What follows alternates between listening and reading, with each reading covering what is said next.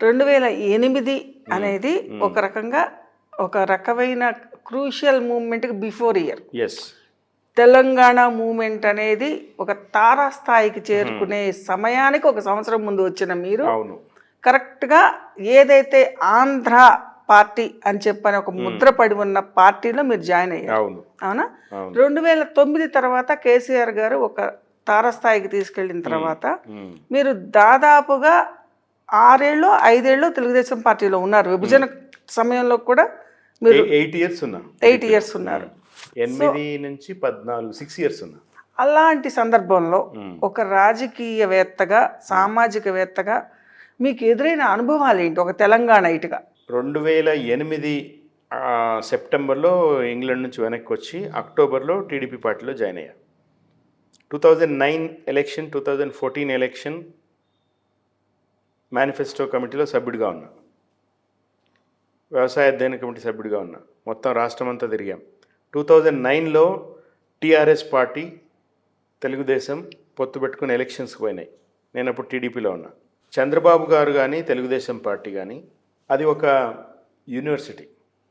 నిజానికి నేను జాయిన్ అవ్వక చాలా సంవత్సరాల ముందు, అంటే 2001కి ముందు చంద్రశేఖరరావు గారు టీడీపీలో ఉన్నారు. ఆయన హెచ్ఆర్ హ్యూమన్ రిసోర్సెస్ వింగ్కి ఆయన చైర్మన్గా ఉన్నారు. పార్టీ నాయకులకి రాజకీయ శిక్షణ తరగతులు పెట్టడం, జన్మభూమి కార్యక్రమ రూపకర్త నిజానికి చంద్రబాబు నాయుడు కాదు, కేసీఆర్. ఇది గొప్ప విషయం. ఈయన బ్రెయిన్ చైల్డ్, జన్మభూమి ఈయన brain child. So he was with Chandrababu Naidu. నేనేమంటున్నానంటే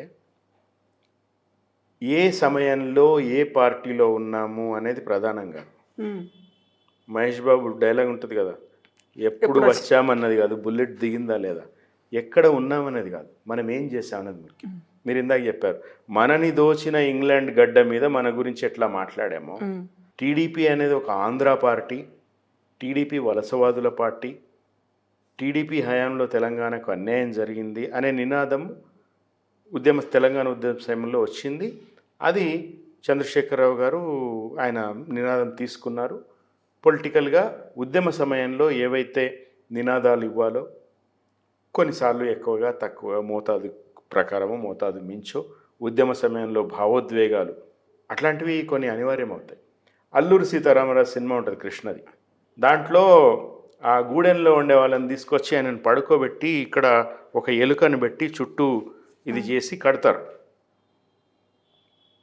అవి ఎందుకంటే భారతీయులలో బ్రిటిష్ వారి పట్ల కోపము రగల్చడానికి. ఉద్యమ సమయంలో అట్లాంటి అవసరం, వీటిలో నిజాల అబద్ధాలు అనేవి ఏమి ఉండవు, స్ట్రాటజీ ఉంటుంది. పొలిటికల్ పార్టీకి ఒక స్ట్రాటజీ ఉంటుంది.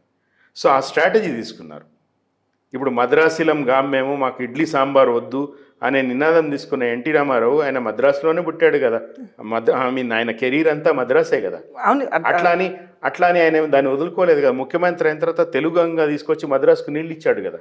ఇదే రాయలసీమకి మంచినీళ్ళు ఇద్దాం మనమని కేసీఆర్ ముఖ్యమంత్రి అయిన తర్వాత చేశారు కదా. ఆంధ్ర వాళ్ళు, హైదరాబాద్లో ఉండేవాళ్ళు కూడా తెలంగాణ బిడ్డలే, మీ కాలికు ముళ్ళిరితే పంటితో తీస్తా అని ముఖ్యమంత్రిగా అన్నాడు కదా ఉద్యమ సమయంలో. అంటే అని ఉన్నారు. అయితే నేనేమంటున్నా అంటే ఏ పొలిటికల్ పార్టీ అయినా కూడా తప్పులు, పొరపాట్లు, దిద్దుబాట్లు, తప్పుల్లో కూడా రకరకాలుగా నేరాలు, ఘోరాలు ఇవి ఉంటాయి. మనం తప్పుల్ని, పొరపాట్లను సహిస్తాం, నేరాలు, ఘోరాలు సహించాం. ఇప్పుడు ఒక కారు రాంగ్ పార్కింగ్ చేయడం అనేది తప్పు, సిగ్నల్ జంప్ చేయడం అనేది తప్పు, కారుతో నలుగురిని గుద్ది చంపడం అనేది నేరం, ఒక మోటివ్తో వీళ్ళందరినీ చంపేద్దామనే ప్లాన్ వేసుకుని బయలుదేరి చంపడం అనేది అది ఘోరం. సో లేయర్స్ ఉంటాయి.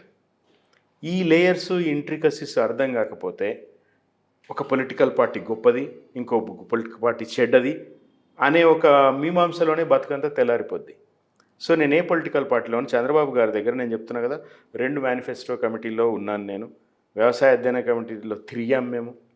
మీకు చెప్తా, కడప బై ఎలక్షన్ వచ్చినప్పుడు కడప పార్లమెంట్లో వేముల అనే మండలంలో యురేనియం ఫ్యాక్టరీ పెట్టాలని అప్పటి ముఖ్యమంత్రి రాజశేఖర్ రెడ్డి గారు, చనిపోయిన వివేకానంద రెడ్డి గారు, వివేకానంద రెడ్డి గారు ప్రజల్ని భయభ్రాంతులను చేసి తరిమేసి అక్కడ ఫ్యాక్టరీ పెట్టడానికి చాలా దారుణాలు అప్పుడు చేశారు ఆయన.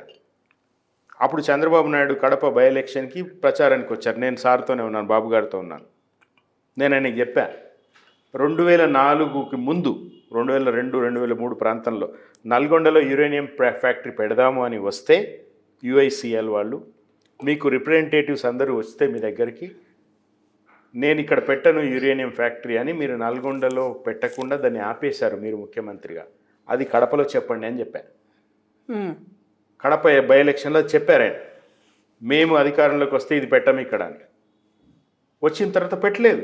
ఇప్పుడు మొన్న కూడా యురేనియం తీసుకొస్తే మేము పెట్టామని చెప్పాడు ఆయన. సో చంద్రబాబు నాయుడిని నేను ఇన్ఫ్లుయెన్స్ చేశానా లేదా? చాలామంది పొలిటీషియన్స్, నేను పేరు చెప్పడం బాగోదు, చాలా పెద్ద పెద్ద ఇప్పుడు మంత్రులుగా ఉన్న వాళ్ళు కూడా పబ్లిక్ స్పీచ్లో అవమానకరమైన భాషలు మాట్లాడేవాళ్ళు. ముండమోపి లాంటి మాటలు, మేము గాజులు వేసుకున్నామా, చాలామంది పొలిటీషియన్స్తో ఇది మానిపించాను నేను. తెలంగాణలో ఉన్న ఒక మంత్రి, ఇప్పుడు క్యాబినెట్లో ఉన్న మంత్రి నాకు ఫోన్ చేసి నిన్న స్పీచ్లో నేనేమైనా తప్పుడు కూతలు కూసానా అని అడుగుతాడు నన్ను ఈరోజు. సో ఇది కాంగ్రెస్ పార్టీ కాబట్టి, కాంగ్రెస్ మంత్రి కాబట్టి నేను మాట్లాడకూడదు అనేది కాదు కదా, నేను చెప్పాలి కదా. సో బీఆర్ఎస్ పార్టీ కానీ, చంద్రబాబు నాయుడు పార్టీ కానీ, నేను కోదండరామ్ గారితో పనిచేశాను.